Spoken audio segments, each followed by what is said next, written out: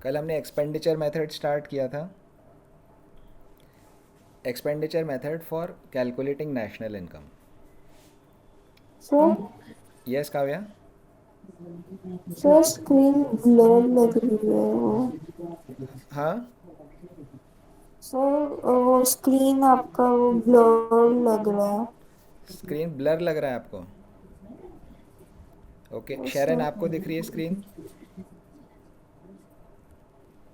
Yes, sir. Clear दिख रही है? Yes, sir. ओके। काव्या आप एक बार लॉग आउट करके वापस लॉग इन करो।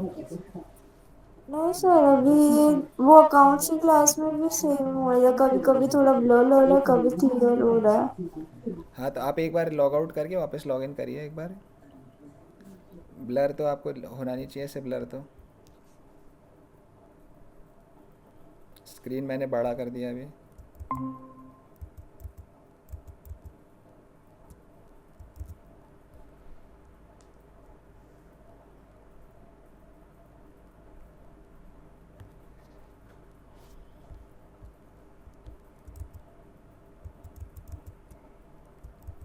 कैसे, अभी अभी ठीक दिख रहा है? मैंने थोड़ा बड़ा किया स्क्रीन को। यस सर, अभी ठीक है। ओके। सो जब भी आप कंप्यूटर पे पढ़ते हैं, ऑनलाइन क्लासेस अटेंड करते हैं, तो लगातार स्क्रीन की तरफ नहीं देखना है।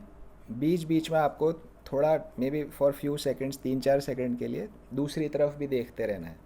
लगातार स्क्रीन की तरफ आपको नहीं देखना है। ओके, सो हम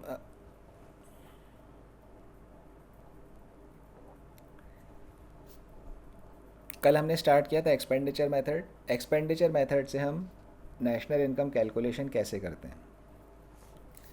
सो ये 4 एलिमेंट्स आते हैं हमारे: private final consumption expenditure, government final consumption expenditure, investment expenditure and net exports.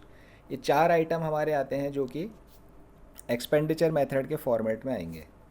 तो फॉर्मेट हमने जैसे इसका, ये हमारा फॉर्मेट है: private final consumption expenditure plus government final consumption expenditure. ये जो इधर लेफ्ट हैंड साइड में आपको दिख रहा है, ये वाला ग्रीन कलर में ग्रॉस डोमेस्टिक। इसको भी एक मिनट जूम कर देता हूँ।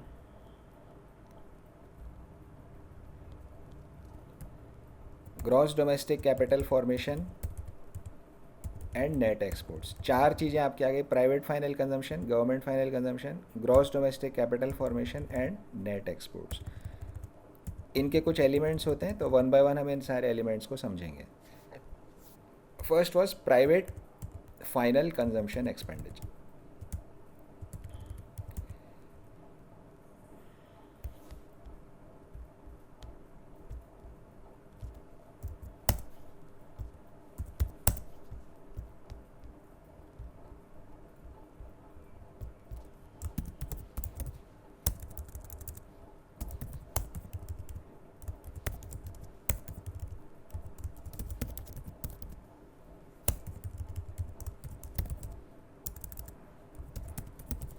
Private final consumption expenditure. जब हम प्राइवेट की बात कर रहे हैं तो प्राइवेट में कौन कौन आया? इंडिविजुअल्स, हाउस होल्ड्स और non profit organisations. Non profit organisations जो आपका चैरिटी के लिए वर्क करती है। तो प्राइवेट में ये लोग सारे हैं। प्राइवेट का मतलब प्राइवेट इंडस्ट्री नहीं है। Industry is basically a producer. तो यहाँ प्राइवेट फाइनल कंजम्पशन मतलब, प्राइवेट मतलब जो कंज्यूमर्स होते हैं बेसिकली, उनकी बात यहाँ पे हो रही है। प्रोड्यूसर्स की बात नहीं हो रही है, कंज्यूमर्स की। एज अ कंज्यूमर यहाँ पर बात हो रही है। इंडिविजुअल कोई पर्सन है या पूरी फैमिली है या फिर चैरिटेबल ऑर्गेनाइजेशन है, ये सब प्राइवेट में आते हैं। Final consumption expenditure. फाइनल मतलब कि हमने डिस्टिंक्शन पढ़ा था कि ये तो फाइनल गुड्स होते हैं या फिर इंटरमीडिएट गुड्स होते हैं। तो यहाँ पर हम फाइनल गुड्स की बात कर रहे हैं। हमने 2 तरह के गुड्स पढ़े थे: कंज्यूमर गुड्स या फिर प्रोड्यूसर गुड्स। तो हम यहाँ पे कंज्यूमर गुड्स की बात कर रहे हैं। तो ये सारे डिस्टिंक्शन हमने चैप्टर 1 में पढ़े, क्लासिफिकेशन ऑफ गुड्स। वो सब क्लासिफिकेशन हमने वहाँ जब सीखते हैं तो ये समझ नहीं आता ये सब पढ़ क्यों रहे हैं। अब यहाँ पर उनका लिंक आपका आ रहा है सिर्फ फाइनल गुड्स को लेना है, इंटरमीडिएट को नहीं लेना है। कंज्यूमर गुड्स आपको यहाँ पर लेने, प्रोड्यूसर गुड्स को आपको नहीं लेना है। तो अगर कोई इंडिविजुअल या कोई हाउस होल्ड या कोई non profit organisation final consumer goods को खरीदने पे, परचेज करने पे खर्चा करे, तो ऐसे सारे एक्सपेंडिचर्स को जोड़ लेंगे हम। सारे जितने भी हमारे देश में इंडिविजुअल्स हैं,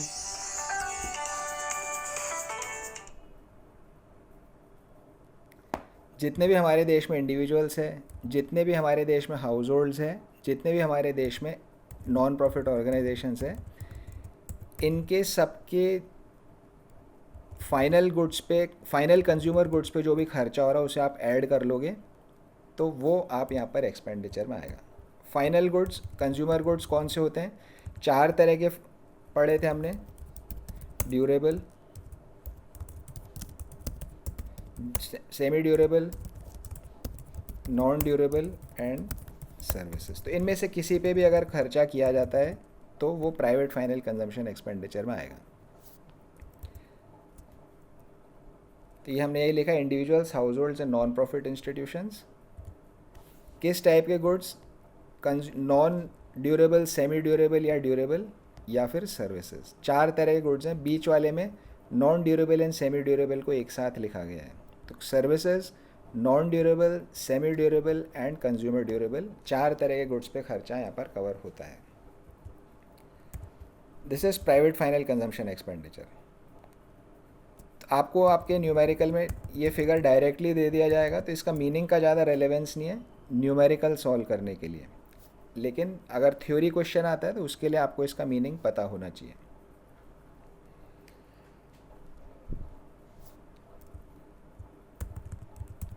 ड्यूरेबल गुड्स जो लॉन्ग टाइम तक चलते हैं, जैसे आपके टीवी, फ्रिज। सेमी ड्यूरेबल जो मे बी 1 और 2 ईयर्स के लिए चलते हैं, जैसे क्लोथ्स, क्रॉकरी।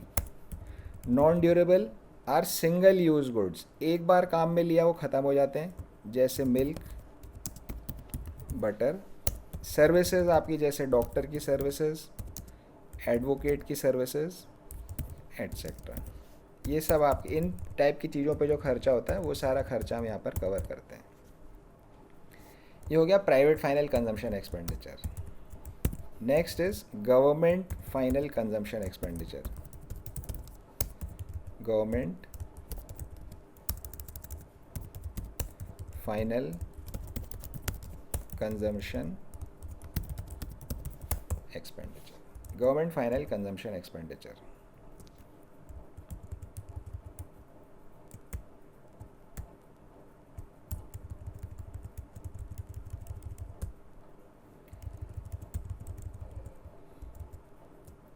देखिए, तो अब इसमें क्या, फाइनल कंजम्पशन एक्सपेंडिचर तो वही चीज़ है ऊपर जो लिखी गई है, सिर्फ बदला कौन है? खर्चे को करने वाला। किस चीज़ पे खर्चा हो रहा है? चीज़ is same, final consumer goods पे हो रहा है, लेकिन खर्चा करने वाला पर्सन पहले प्राइवेट था। प्राइवेट मीन्स ये तीनों जने। यहाँ पर आ गई आपकी गवर्नमेंट। गवर्नमेंट कौन सी हो सकती है? आपकी सेंट्रल गवर्नमेंट या आपकी स्टेट गवर्नमेंट यहाँ पर आपकी आ गई। तो अगर कोई गवर्नमेंट इस टाइप के गुड्स पे खर्चा करे, इस टाइप के गुड्स पे खर्चा करे, तो वो सारा का सारा खर्चा हम यहाँ पर ऐड कर देते हैं। गवर्नमेंट इस टाइप के गुड्स पे खर्चा कैसे करती है? जैसे जो डिफेंस पर्सन्स हैं, डिफेंस पर्सन्स को अगर गवर्नमेंट ने कुछ भी इस तरह का राशन वगैरह दिया, दूध दिया, चाय दी, टीवी, फ्रिज, कुछ भी दिया, तो वो सारा का सारा खर्चा यहाँ पर गवर्नमेंट के हेड में क्लब होगा।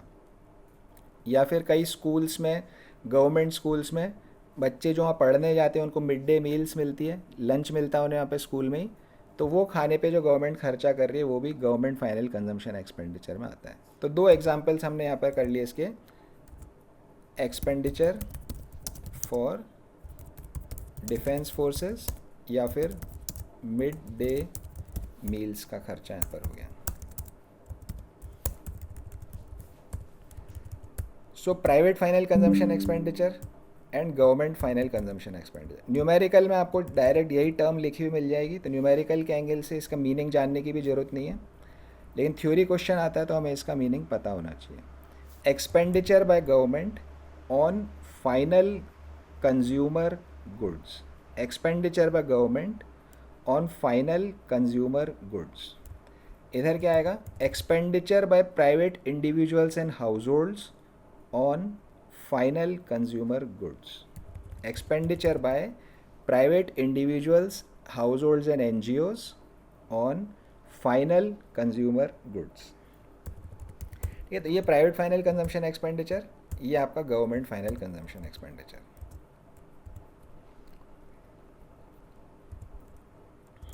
जब दोनों को जोड़ देते हैं, एक प्राइवेट है एक गवर्नमेंट है, दोनों को जोड़ दोगे आप तो आपका क्या बन जाएगा, एग्रीगेट फाइनल कंजम्पशन एक्सपेंडिचर। ठीक है ना, तो इसको हम क्या लिख सकते हैं, is equal to private final consumption expenditure plus government final consumption expenditure. Aggregate final consumption expenditure क्या हो गया, private final consumption expenditure plus government final consumption expenditure. तो इसको एग्रीगेट फाइनल कंजम्पशन एक्सपेंडिचर की जगह पे आप एग्रीगेट कंजम्पशन एक्सपेंडिचर भी इसे आप बोल सकते हो, फाइनल वर्ड हटा के एग्रीगेट कंजम्पशन एक्सपेंडिचर भी हम बोल सकते हैं। इन्वेस्टमेंट पे जाने से पहले शेरन, ये दोनों समझ आ गया आपको point, private and government? Yes, sir. Okay, Kavya आपको समझ आ गए दोनों चीज?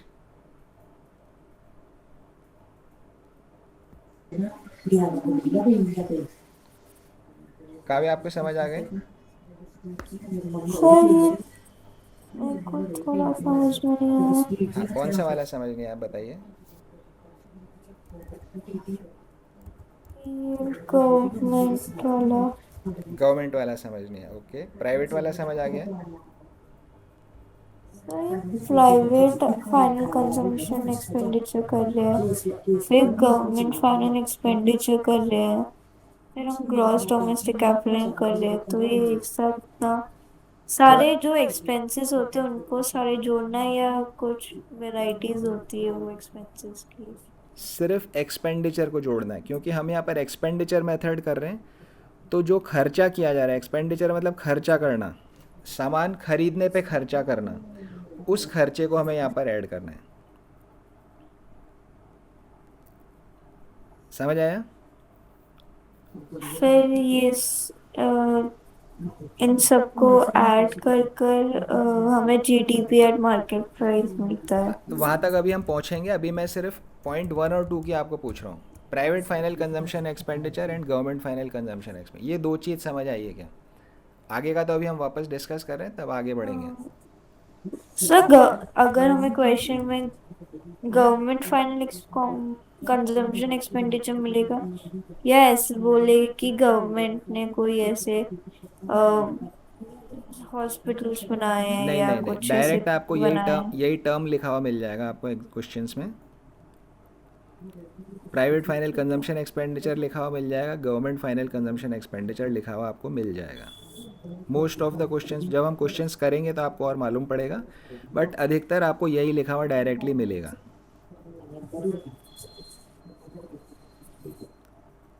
और पूछिए।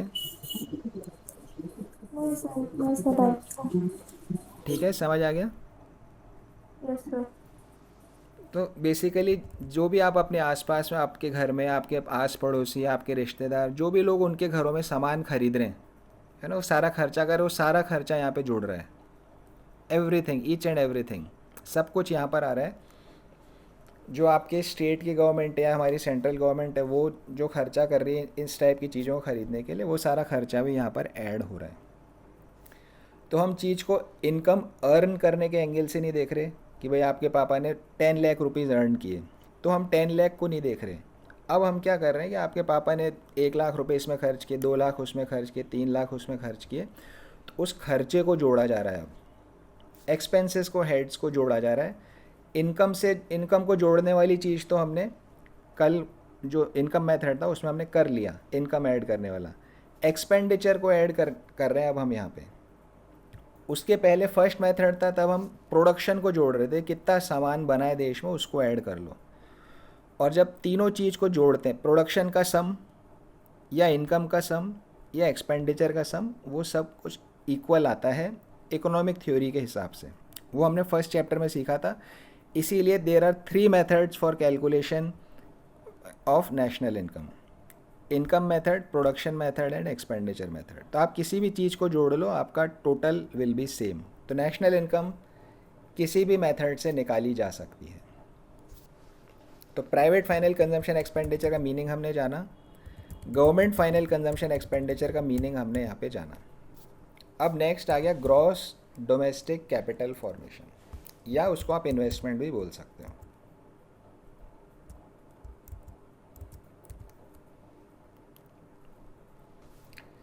इन्वेस्टमेंट एक्सपेंडिचर,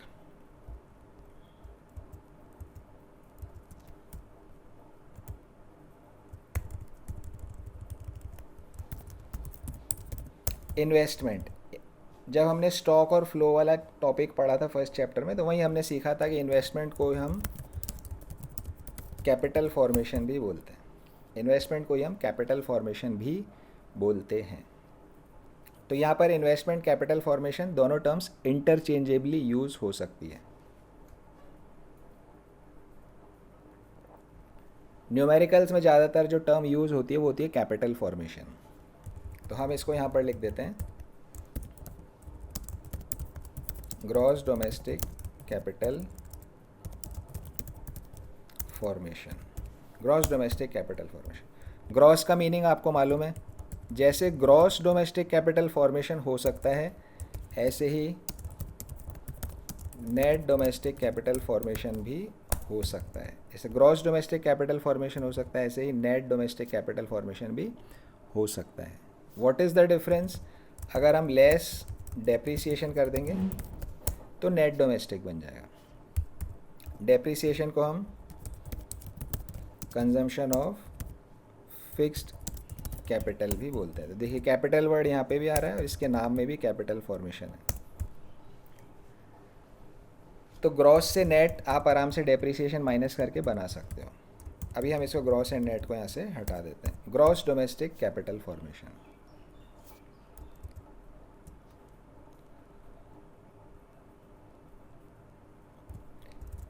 जो ग्रॉस डोमेस्टिक कैपिटल फॉर्मेशन होता है, ये दो तरह की चीज़ में आप कर सकते हो। One is your fixed assets. Fixed assets में आप कर सकते हो, तो इसको आप फिक्स्ड इन्वेस्टमेंट भी आप इसे बोलोगे। फिक्स्ड एसेट्स में आप कर सकते हैं, या फिर आप क्या करेंगे, आप स्टॉक में भी इन्वेस्टमेंट कर सकते हो। जैसे आपने कोई फैक्ट्री चालू करी, फैक्ट्री चालू करोगे तो आप वहाँ पे या तो फिक्स्ड एसेट्स लगाओगे, या फिर आप वहाँ पे स्टॉक खरीदोगे। स्टॉक मतलब जो सामान आपको बेचना है, या जिससे आपको जो कच्चा सामान है उससे आपको नया कुछ बनाना है, तो वो सब आपका स्टॉक होता है।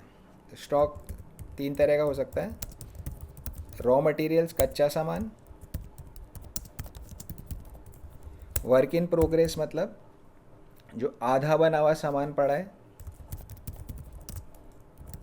फिनिश्ड गुड्स जो पूरा बना हुआ सामान आपके पास पड़ा है। स्टॉक का ओपनिंग स्टॉक भी हो सकता है और क्लोजिंग स्टॉक भी हो सकता है। तो हम स्टॉक में क्या टर्म यूज़ करेंगे? चेंज इन स्टॉक, जो कि हमने पिछले टॉपिक में भी यूज़ करी थी प्रोडक्शन मेथड में। तो चेंज इन स्टॉक क्या होता है? Closing stock minus opening stock. Change in stock is what? It is closing stock minus opening stock. मान लीजिए क्वेश्चन में क्लोजिंग स्टॉक 100 दिया हुआ है और ओपनिंग स्टॉक जो दिया हुआ है वो 70 का दिया हुआ है। इसका मतलब क्या हुआ कि इस साल में 70 रुपीज़ का स्टॉक तो मेरे पास साल के शुरू में भी था, ठीक है ना। साल के शुरू में 70 का था, साल के एंड में मेरे पास 100 रुपये का हो गया। मीन्स इस साल में मैंने स्टॉक में कितना पैसा इन्वेस्ट किया? इस साल में मैंने 30 रुपीज़ स्टॉक में इन्वेस्ट किया। तो मुझे इस साल के इन्वेस्टमेंट से मतलब है, मैं नेशनल इनकम इस एक साल की निकाल रहा हूँ, कई सालों की नहीं निकाल रहा। तो इसलिए चेंज इन स्टॉक को हम यहाँ पर इन्वेस्टमेंट में लेते हैं।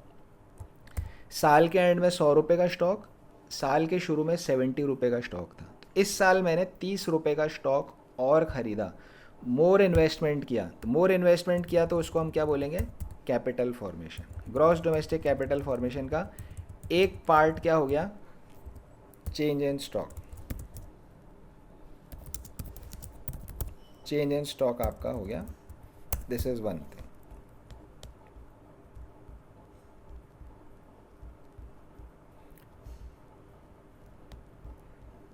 दूसरा क्या होता है, अगर फैक्ट्री लगाई थी तो आपने सामान खरीद लिया, स्टॉक का आपने खरीद लिया, या फिर आप फिक्स्ड एसेट्स लगाओ। फिक्स्ड एसेट्स जैसे मशीन्स, बिल्डिंग्स, फर्नीचर, कंप्यूटर्स, वो सारे आपके फिक्स्ड इन्वेस्टमेंट हैं। ये एसेट ऐसे होते हैं जो बहुत सालों तक आपके चलते हैं, उनको आप बोलते हो फिक्स्ड एसेट्स या फिक्स्ड इन्वेस्टमेंट्स।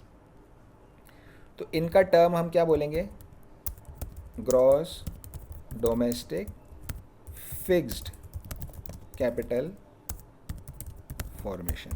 भाई ग्रॉस डोमेस्टिक कैपिटल फॉर्मेशन की बात हो रही है, उसमें जब फिक्स्ड एसेट पे करते हो तो उसे आप बोलोगे gross domestic fixed capital formation. Gross domestic fixed capital formation.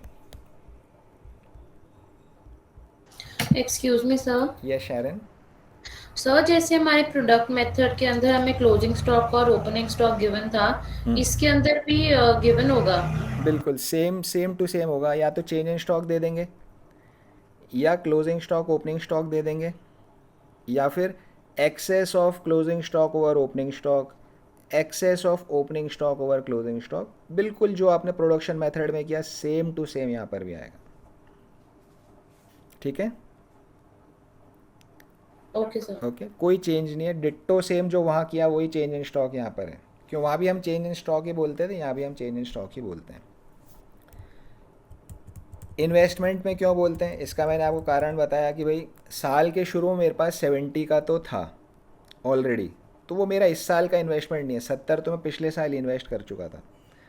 साल के एंड में मेरे पास 100 का स्टॉक हो गया, मतलब इस साल में मैंने 30 रुपीज़ का और स्टॉक परचेज़ किया है, इसलिए इस साल का इन्वेस्टमेंट तो सिर्फ 30 रुपये ही है। टोटल इन्वेस्टमेंट मेरा चाहे 100 का होगा, पर मुझे तो एक साल का चाहिए, एक साल में मैंने कितना इन्वेस्ट किया, तो मेरा यहाँ पे 30 आ गया। इसका उल्टा भी हो सकता है। ओपनिंग स्टॉक मेरा था 100 का, क्लोजिंग स्टॉक मेरा था 80 का, लेकिन ओपनिंग स्टॉक था मेरा 100 का। ओपनिंग ज़्यादा था, क्लोजिंग कम हो गया। मतलब साल के शुरू में मेरे पास 100 रुपये का स्टॉक था, एंड में मेरे पास 80 का ही स्टॉक रह गया, मतलब 20 रुपये का इन्वेस्टमेंट मैंने कम कर दिया। 20 रुपये का इन्वेस्टमेंट मैंने कम कर दिया, तो ये चेंज इन स्टॉक मेरा माइनस में हो जाएगा। सो चेंज इन स्टॉक क्या होता है, closing stock minus opening stock. दोनों एग्जाम्पल की वैल्यूज़ हम यहाँ लिखते हैं, देखिए।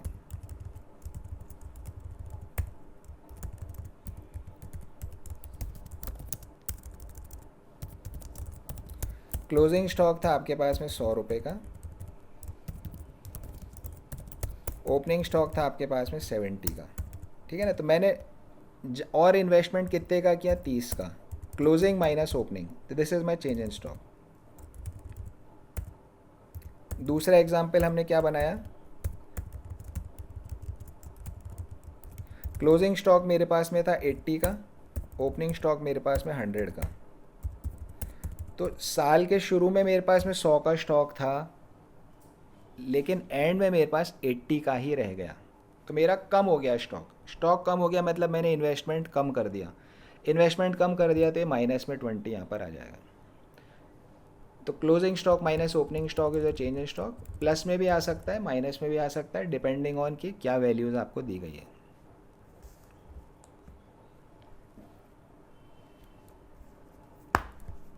फिर हम इधर ग्रॉस डोमेस्टिक कैपिटल फॉर्मेशन हम कर रहे थे। तो अगर फिक्स्ड एसेट में जो इन्वेस्टमेंट होता है, फिक्स्ड एसेट्स में जो इन्वेस्टमेंट होता है, इसको हम क्या बोलते हैं, gross domestic fixed capital formation. Gross domestic fixed capital formation इसे बोला जाता है।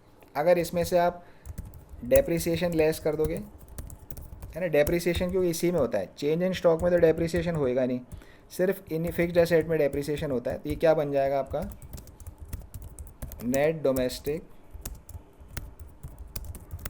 Fixed capital formation. ये आपका क्या बन गया, net domestic fixed capital formation. तो दो टर्म्स हो गई, gross domestic fixed capital formation, net domestic fixed capital formation. Gross domestic capital formation के दो पार्ट हो गए, gross domestic fixed capital formation and change in stock. तो इसको हम थोड़ा ऊपर नीचे कर देते हैं। ताकि बिल्कुल आपको, इसको भी हटा देते हैं यहाँ से।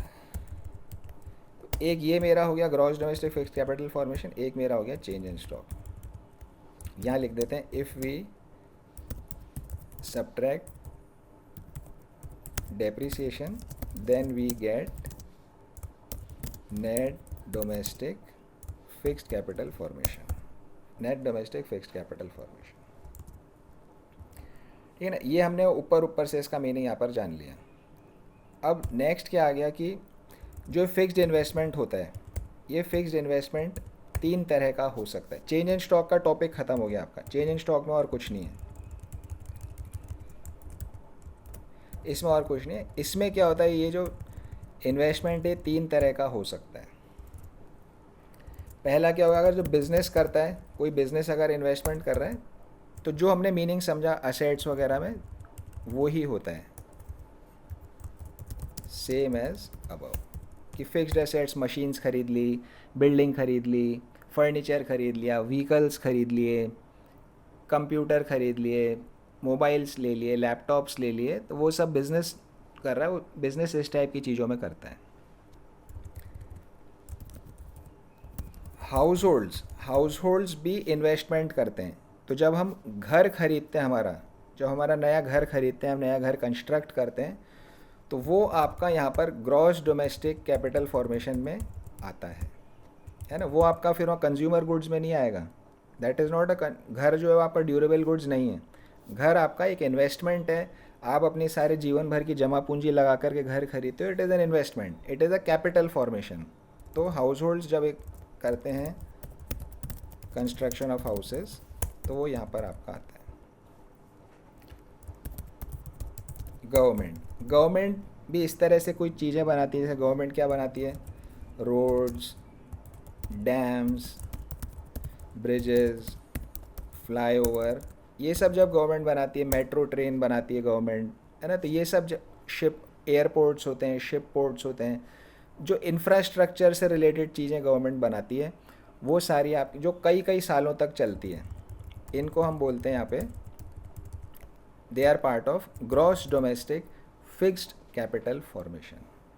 तो gross domestic fixed capital formation का मीनिंग हमने जाना, फिक्स्ड एसेट्स होते हैं, फिक्स्ड चीज़ों में इन्वेस्टमेंट आपने किया। नेट निकालना है तो डेप्रिसिएशन माइनस कर दो। अब मीनिंग क्या होता है इसका, 3 तरह के से हो सकता है। बिजनेस करता है तो फिक्स्ड एसेट्स में इन्वेस्टमेंट होगा, हाउस होल्ड्स करते हैं तो कंस्ट्रक्शन ऑफ हाउसेज में, गवर्नमेंट करती है तो रोड्स, डैम्स, ब्रिजेस, फ्लाईओवर, इनमें होता है। इसको हम यहाँ लिख देते हैं in fixed assets for business like machinery, ठीक है ना। ये आपका इन्वेस्टमेंट यहाँ पर हो गया। तो जो हमारा फॉर्मेट है, इसमें हमने क्या ले रखा है, देखिए, private final consumption expenditure, government final consumption expenditure, gross domestic capital formation. अगर क्वेश्चन मुझे ग्रॉस डोमेस्टिक कैपिटल फॉर्मेशन दे देता है तो कोई मुझे और कुछ नहीं देखना। अगर ग्रॉस डोमेस्टिक कैपिटल फॉर्मेशन नहीं दिया तो फिर मुझे gross domestic fixed capital formation और चेंज इन स्टॉक दोनों को जोड़ना पड़ेगा। चेंज इन स्टॉक दे दिया तो कोई बात नहीं, अगर चेंज इन स्टॉक नहीं दिया तो मुझे closing stock less opening stock करके चेंज इन स्टॉक निकालना पड़ेगा। तो उसी तरह से लिखा गया जैसे इनकम मेथड में लिखा गया था। ग्रॉस डोमेस्टिक कैपिटल फॉर्मेशन मिल गया, बात वहीं ख़त्म हो गई। ये नहीं मिला अगर, तो फिक्स्ड कैपिटल फॉर्मेशन मिलना चाहिए और चेंज इन स्टॉक मिलना चाहिए, दोनों को जोड़ेंगे। चेंज इन स्टॉक नहीं मिला तो क्लोजिंग स्टॉक में से ओपनिंग स्टॉक माइनस करेंगे। इसमें इस पॉइंट में कुछ डाउट, काव्या?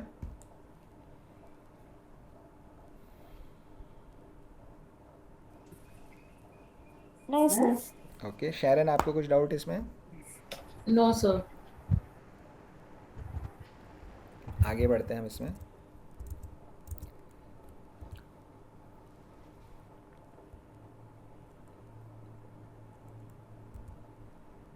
अब आ गया नेट एक्सपोर्ट्स।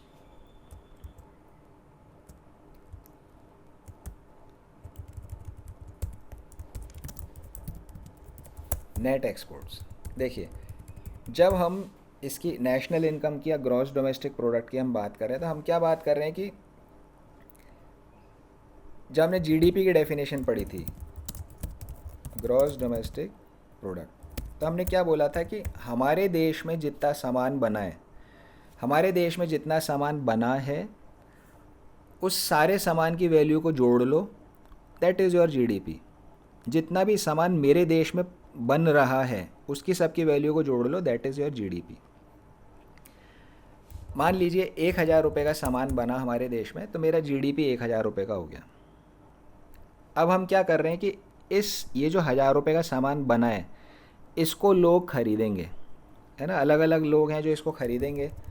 मिस्टर ए है, बी है, सी है, डी है, ई है, सेंट्रल गवर्नमेंट है, ठीक है ना, कोई इन्वेस्टमेंट करने वाला है, ये लोग इन सामानों को खरीदेंगे।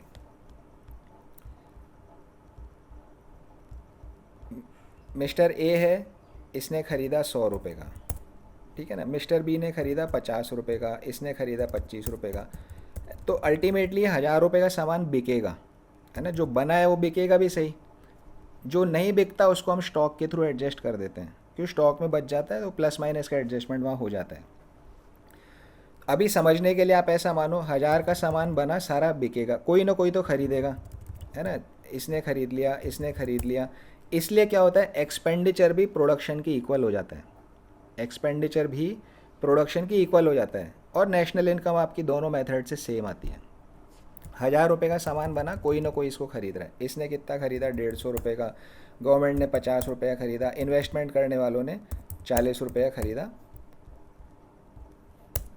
अभी हमने 615 और हम लिखेंगे तो पूरा 1,000 यहाँ पे हो जाएगा। पॉइंट वो नहीं है। पहली बात तो ये समझना कि खर्चा प्रोडक्शन से मैच कैसे हो रहा है, क्योंकि जितना सामान मेरे देश में बना कोई ना कोई उसको ख़रीदेगा, तो मेरा खर्चा और प्रोडक्शन यहाँ पर मैच हो जाएगा। इसको हटा देते हैं, यहाँ पर हम क्या लिख रहे हैं, expenditure, this is my expenditure. ये मेरा यहाँ पे जीडीपी को हटा के ऊपर लिख देते हैं, दिस इज़ माई प्रोडक्शन। 1,000 रुपये का प्रोडक्शन हुआ, कोई ना कोई यहाँ पे ख़रीदेगा उसको, इसलिए प्रोडक्शन और एक्सपेंडिचर मेरा मैच हो जाता है। शहर समझ में आया? बट सर कई बार बच भी तो जाता है। तो जो बच जाता है ना, उसके लिए आप चेंज इन स्टॉक का एडजस्टमेंट करते हो, है ना। जैसे 1,000 का प्रोडक्शन हुआ आपका, तो आपका जो चेंज इन स्टॉक है, ओपनिंग स्टॉक, क्लोजिंग स्टॉक, उसका एडजस्टमेंट आपका हो जाता है, तो इसलिए आपका इम्पैक्ट उसका नहीं पड़ता। खर्चे में मैंने चेंज इन स्टॉक का कर लिया एडजस्टमेंट, प्रोडक्शन मेथड में मैंने उसका एडजस्टमेंट कर लिया, ठीक है, ओके सर। है ना। अब मेरा एक्सपेंडिचर यहाँ पे हो रहा है, जो भी मेरे देश में सामान बना, इसको हम क्या लिखेंगे, things produced in my country. मेरे देश में जो सामान बना वो 1,000 रुपये का बना था।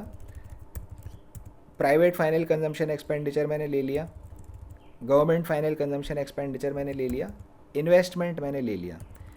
पॉइंट इस, क्या इस 1,000 रुपये को कोई और भी जना है जो इसको खरीद सकता है?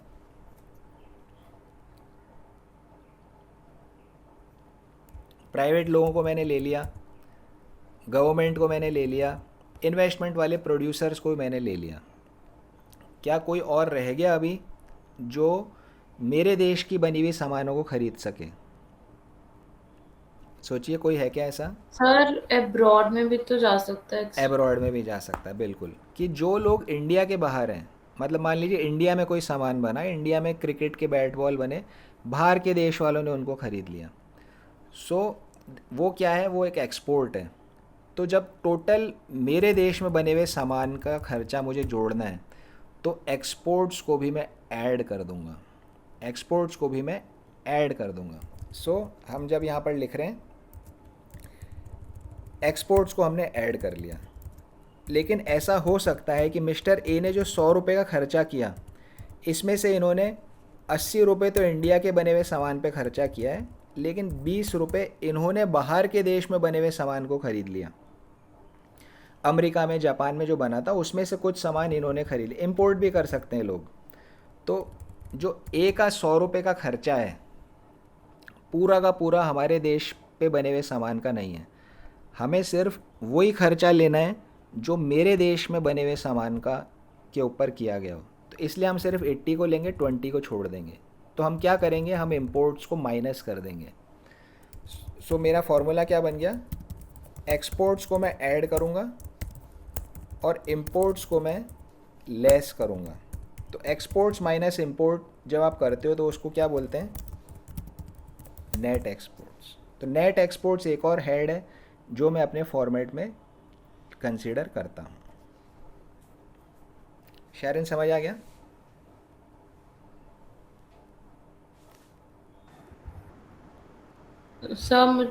हाँ ठीक है, वो नेट एक्सपोर्ट से हम बाहर का लेंगे। ओके ठीक है, अभी हम वापस समझते हैं इसको। काव्य आपको समझ आया? यस सर, समझ में आ गया। समझ में आ गया, ओके। इसको हम वापस समझते हैं, नेट एक्सपोर्ट को क्यों हम इसे ले रहे हैं। देखिए हमारा ऑब्जेक्टिव क्या है कि मेरे देश में कितना सामान बना था उस पे खर्चा कितना हो वो लेना है ना। सारी दुनिया के बने हुए सामान का खर्चा नहीं लेना, मुझे सिर्फ मेरे देश में क्या बना उस पे खर्चा क्या हुआ वो लेना है ना, तभी मेरे देश की इनकम आएगी।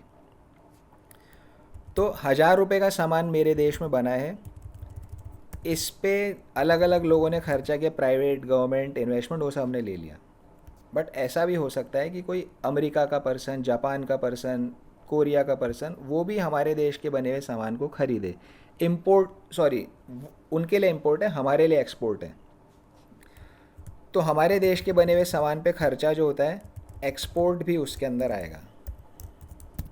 मतलब जैसे हमारे देश में अचार बना है ना, अचार बना और उस अचार को हमने एक्सपोर्ट कर दिया अमेरिका में, तो अमेरिका वालों ने हमारा सामान ख़रीदा है, तो इस एक्सपोर्ट को हम लेंगे क्योंकि मुझे मेरे देश में बने हुए सामान का टोटल निकालना है। मेरे देश में इतने रुपए का अचार बना है, तो इसलिए एक्सपोर्ट्स यहाँ पर ऐड होता है। और दूसरे लैंग्वेज में हम ये बोल सकते हैं कि एक्सपेंडिचर डोमेस्टिकली प्रोड्यूस्ड गुड्स पे कोई भी एक्सपेंडिचर करे, चाहे इंडिया का आदमी करे चाहे बाहर का आदमी करे, सब कुछ हमें लेना होता है, इसलिए हम एक्सपोर्ट्स को ऐड कर लेते हैं। तो एक्सपोर्ट्स का फिगर आपको क्वेश्चन में डायरेक्टली ऐसा एज इट इज़ लिखा हुआ मिलेगा। एग्जाम्पल के लिए अचार बना हमारे देश में, उसको हमने बाहर एक्सपोर्ट कर दिया, तो खर्चा तो हुआ ही है हमारे देश के बने हुए सामान के ऊपर, इसलिए एक्सपोर्ट हमने ऐड किया। इंपोर्ट को लेस क्यों किया,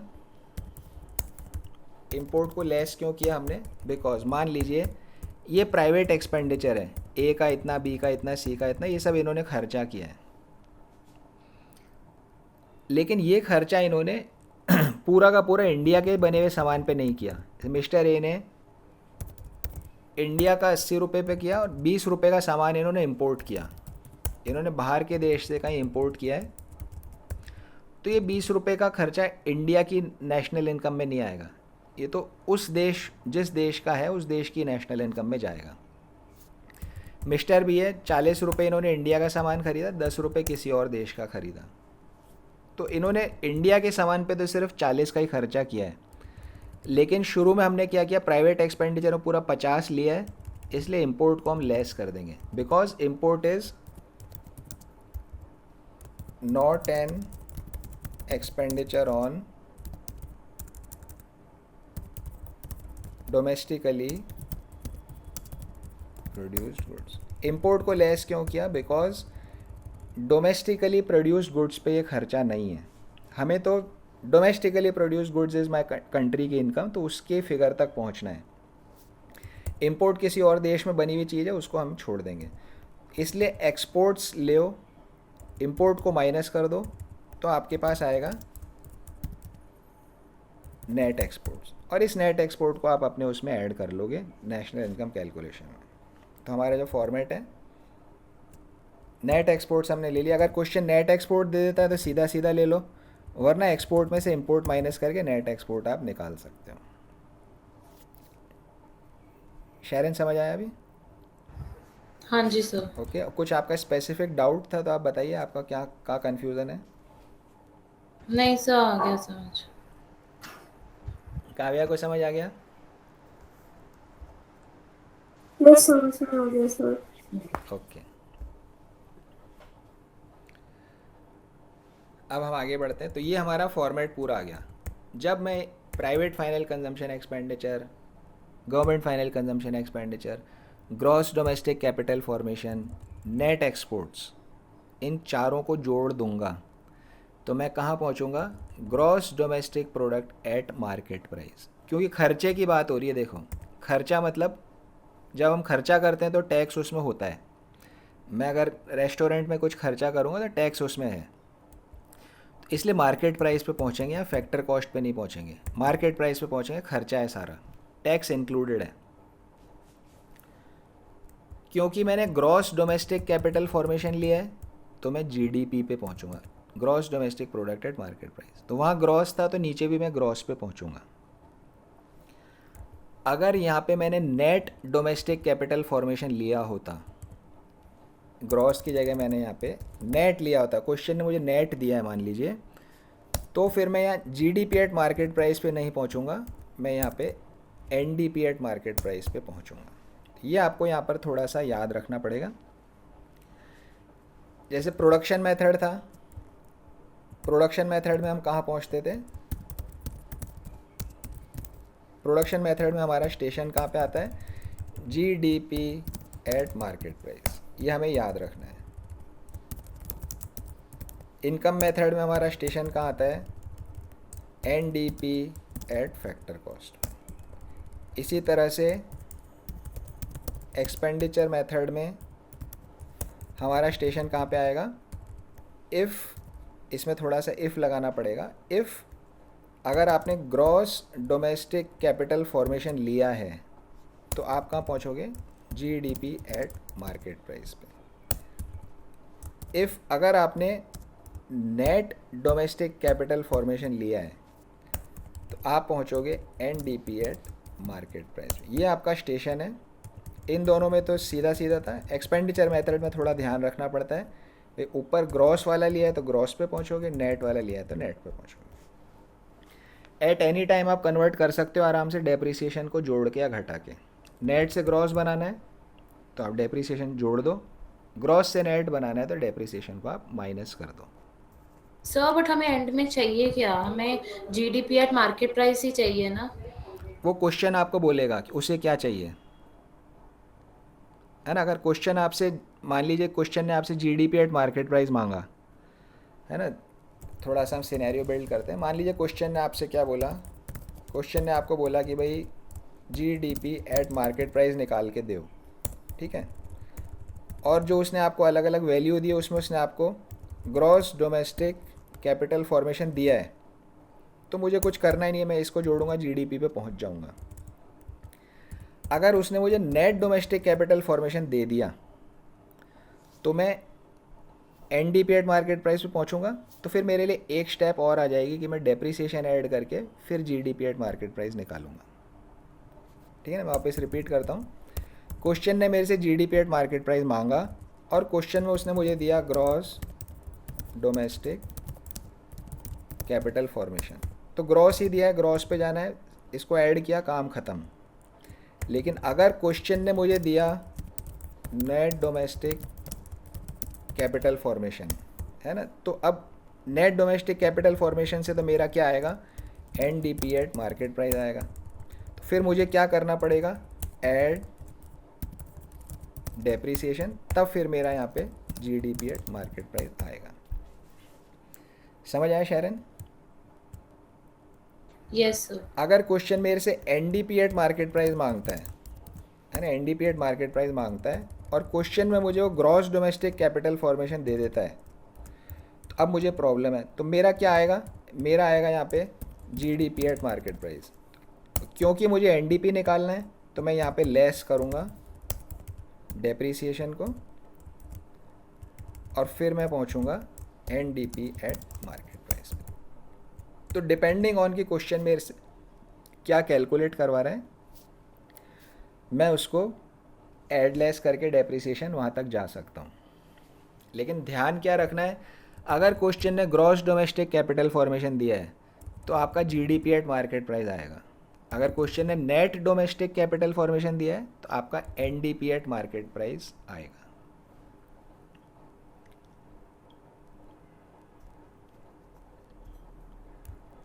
काव्या को समझ आया? सही वाला नहीं समझ में आया। हाँ जी,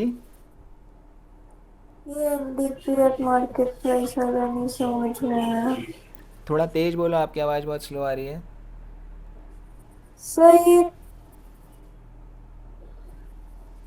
आवाज़ बंद ही हो गई सेम आपकी। ही है ना, जैसे कि जब हमें जीडीपी एट मार्केट प्राइस को एनडीपी एट मार्केट प्राइस करना होता है तो हमें डेप्रिसिएशन माइनस करना होता है।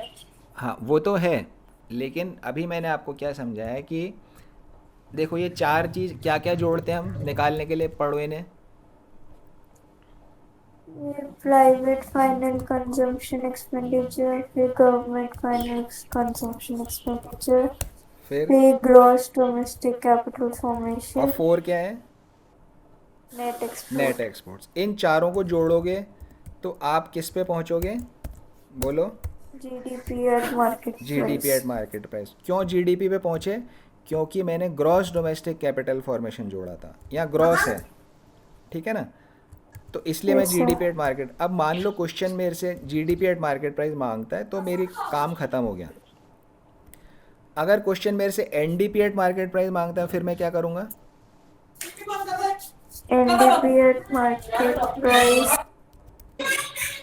तो एनडीपी एट मार्केट प्राइस मांगते तो हम डेप्रिसिएशन को लेस कर माइनस कर देते हैं। बिल्कुल ठीक है, इतना ही हमें आप यहाँ पर समझना था। ओके, अगर क्वेश्चन ने मुझे ग्रॉस डोमेस्टिक कैपिटल फॉर्मेशन की जगह नेट डोमेस्टिक कैपिटल फॉर्मेशन दे दिया है ना, अगर मुझे नेट दे दिया तो मैं यहाँ जीडीपी पे नहीं पहुँचूंगा, फिर मैं एनडीपी एट मार्केट प्राइस पे पहुँचूंगा यहाँ पे, ठीक है ना। अगर एनडीपी ही निकालना है तो बात ख़त्म, लेकिन अगर जीडीपी निकालना है तो मैं यहाँ पर ऐड डेप्रिसिएशन करके और जीडीपी एट मार्केट प्राइस पे पहुँच जाऊँगा। तो जब आप न्यूमेरिकल करोगे तो आपको बात बिल्कुल अच्छे से समझ में आ जाएगी। चलो तो एक न्यूमेरिकल करते हैं।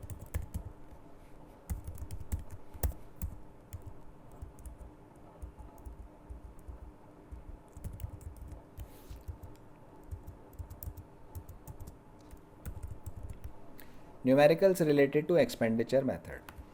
देखो यहाँ क्या करना है, हमें नेशनल इनकम निकालनी है from the following data. National income निकालनी है मतलब क्या है?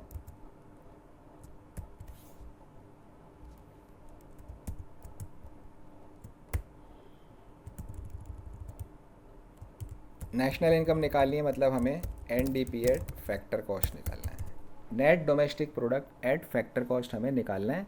इसी को हम क्या बोलते हैं? नेशनल इनकम हम इसे बोलते हैं। तब देखिए एनडीपी एट फैक्टर कॉस्ट निकालना है। अगर क्वेश्चन ने मुझे ग्रॉस डोमेस्टिक कैपिटल फॉर्मेशन दिया तो मुझे उस ग्रॉस को नेट बनाना पड़ेगा डेप्रिसिएशन को माइनस करके। अगर क्वेश्चन ने मुझे नेट डोमेस्टिक कैपिटल फॉर्मेशन ही दे दिया सीधा ही तो मुझे डेप्रिसिएशन का एडजस्टमेंट करने की ज़रूरत नहीं है। क्वेश्चन देखते हैं है क्या इसमें दिया हुआ। Private final consumption expenditure 600, private final consumption expenditure 600, ये हमने यहाँ पर ले लिया। Private final consumption expenditure 600। Profit, profit तो इनकम मेथड में आता है, यहाँ पर हमें एक्सपेंडिचर मेथड से करना है तो प्रॉफिट को हम छोड़ देंगे, यहाँ कुछ नहीं करेंगे। तो इस तरह से आपके मिक्स कर देते हैं कंफ्यूज करने के लिए। तो प्रॉफिट को हमने छोड़ दिया। गवर्नमेंट फाइनल कंजम्पशन एक्सपेंडिचर इसको हम ले लेंगे।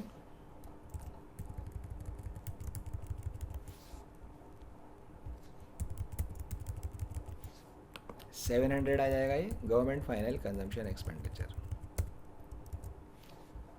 फिर नेट इनडायरेक्ट टैक्स, ये हमारा कन्वर्जन में काम आता है, इसको आप छोड़ दीजिए। Gross domestic capital formation, gross domestic capital formation 250 इन्होंने हमें दे दिया तो हम इसको ग्रॉस डोमेस्टिक कैपिटल फॉर्मेशन यहाँ पे 250 ले लेंगे। हमारे फॉर्मेट में यही है। जब ग्रॉस डोमेस्टिक कैपिटल मिल गया तो फिक्स्ड और चेंज इन स्टॉक की हमें अलग से ज़रूरत ही नहीं है, क्योंकि हमें मेन वाली चीज़ ही मिल गई तो इनको आप छोड़ दोगे। फिर क्या है? Change in stock. Change in stock में नहीं लूँगा अलग से, because change in stock already gross domestic capital formation में आ गया है। Net factor income from abroad, इसका काम तो कन्वर्जन में आता है, बाद में देखा जाएगा। Consumption of fixed capital conversion में काम आता है, इसको भी बाद में देखा जाएगा। नेट इम्पोर्ट्स इज 30, इसको हम लेंगे, हम क्या बोलते हैं नेट एक्सपोर्ट्स हमारा आता है which is exports minus imports. Question ने अगर मुझे नेट इम्पोर्ट दे दिया 30, तो क्या करो, एक्सपोर्ट को यहाँ 0 लिखो, इम्पोर्ट को यहाँ 30 लिख दो। जैसा आप पिछले इनकम मेथड में कर रहे थे उसी तरह से आप यहाँ पर इसको कर सकते हो। एक्सपोर्ट को 0 कर दिया, इम्पोर्ट को 30 कर दिया, तो नेट एक्सपोर्ट कितना आ जाएगा, export minus import, 0 minus 30 etch is minus 30। इस तरह से अगर आप लिखेंगे तो आपको प्लस माइनस का कन्फ्यूज़न नहीं होगा। तो नेट एक्सपोर्ट्स आ गया माइनस का 30, 0 माइनस 30। क्वेश्चन ने मुझे एक्सपोर्ट तो कुछ दिया नहीं है, इम्पोर्ट दिया है 30 का, तो मैंने 0 माइनस 30 यहाँ कर लिया। ये मेरा फॉर्मेट पूरा हो गया। जब मैं इनको सबको जोड़ता हूँ,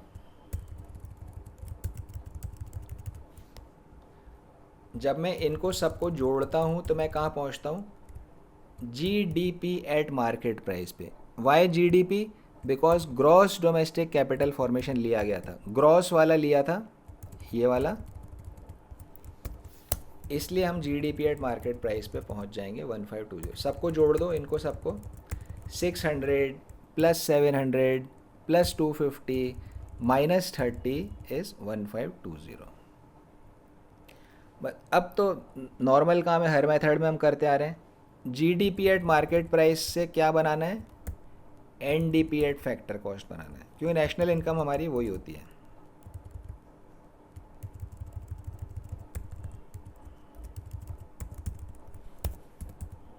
NDP एट फैक्टर कॉस्ट पे जाना है। मतलब अब मुझे ग्रॉस को नेट बनाना पड़ेगा, डोमेस्टिक तो डोमेस्टिक ही रहेगा, मार्केट प्राइस को फैक्टर कॉस्ट बनाना पड़ेगा, तो ग्रॉस को नेट कैसे बनाते हैं, डेप्रिसिएशन को लेस कर दो। डेप्रिसिएशन क्वेश्चन में दिया हुआ है 70 का, तो लेस कर दिया कंजम्पशन ऑफ फिक्स्ड कैपिटल 70, तो कितना आ गया आपका 1520 माइनस 70, यह आ गया आपका 1450।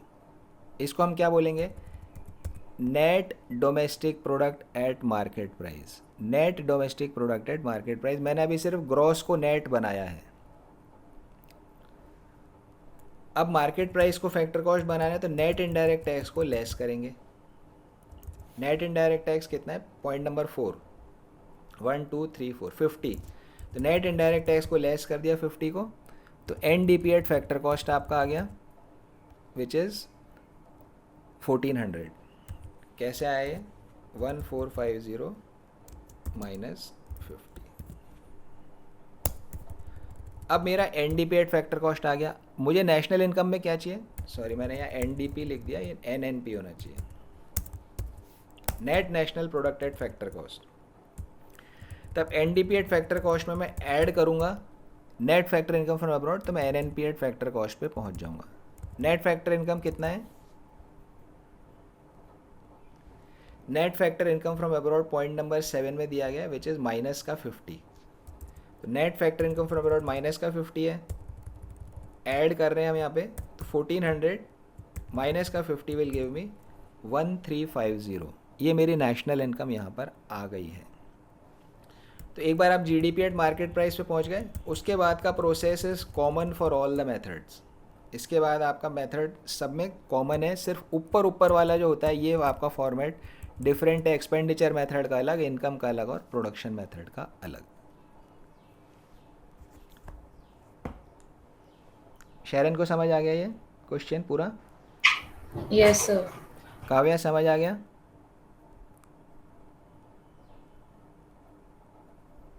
हाँ सर, समझ में आ गया। समझ आ गया, ओके ओके, ठीक है ना। तो ये हमारा क्वेश्चन नंबर हमने 35 किया है। नेक्स्ट हमारा आया क्वेश्चन नंबर 36। 36 पर हमारा वही रिवर्स मेथड का आ जाएगा। तो आई थिंक आज के लिए इतना काफ़ी है। क्वेश्चन 36 से हम कल स्टार्ट करेंगे। आज की क्लास हम क्लोज करते हैं।